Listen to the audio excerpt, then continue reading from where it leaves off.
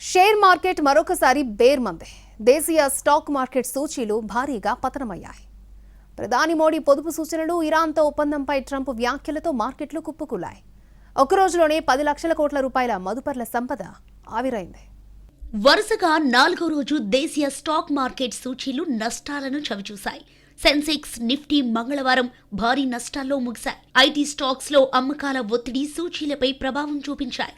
ప్రధాని మోడీ పొదుపు చర్యలు పాటించాలని ప్రజలకు సూచించడంతో మరింతగా కుదేలయ్యాయి.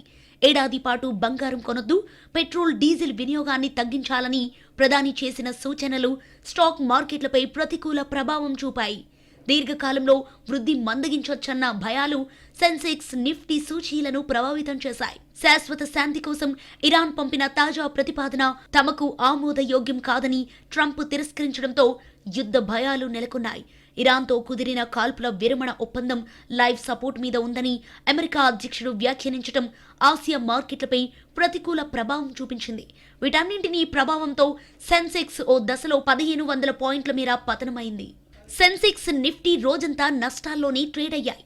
సెన్సెక్స్ ఉదయం 75,688 పాయింట్ల వద్ద నష్టాల్లో ప్రారంభమైంది. ఇంట్రాడేలో 74,449 పాయింట్ల వద్ద కనిష్టాన్ని తాకిన సూచీ చివరికి 1,456 పాయింట్లు నష్టపోయింది.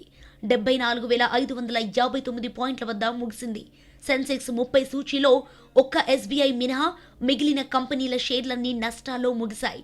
Tech Mahindra, Adani ports, HCl technologies, TCS, Titan షేర్లు నష్టపోయాయి. బీఎస్ఈలో నమోదిత కంపెనీల మొత్తం విలువ ఒక్క రోజులోని 10 లక్షల కోట్ల రూపాయల మేర క్షీణించి 457 లక్షల కోట్లకు చేరింది. నిఫ్టీ 436 పాయింట్లు నష్టపోయింది. 23,379 పాయింట్ల వద్ద క్లోజ్ అయింది. గ్లోబల్ ఎనర్జీ మార్కెట్లో బ్రెంట్ క్రూడ్ బ్యారెల్ ధర $107లకు ట్రేడ్ అవుతోంది. ఇది భారత ఆర్థిక వ్యవస్థపై భారాన్ని పెంచుతోంది.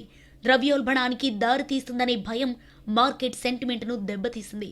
విదేశీ సంస్థాగత పెట్టుబడిదారులు భారీగా షేర్లను అమ్ముతూ భారత మార్కెట్ నుంచి డబ్బును వెనక్కి తీసుకోవడంతో షేర్ మార్కెట్లు వరుసగా 4వ రోజు బేరుమన్నాయి. అటు డాలర్తో రూపాయి మారకం విలువ భారీగా క్షీణించింది. రికార్డు స్థాయిలో $90.63 పడిపోయింది.